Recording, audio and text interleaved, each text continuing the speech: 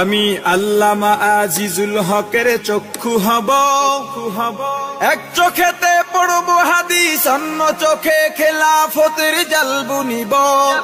আমি খতিব ওবায়দুল হকের খুতবা হব, হক বাতিলের ঠিক পরিচয় তুলে ধরে ভুল মানুষের ভুল শোধাব।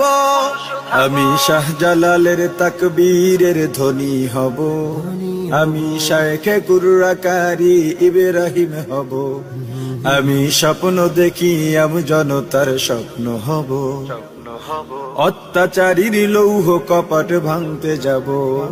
আমি আহমদ শফির সাহস বুদ্ধি হব, খাঁটি মানুষ ডর ভয়হীন সত্য বলে ইলমে ওহির নূর বিলাব।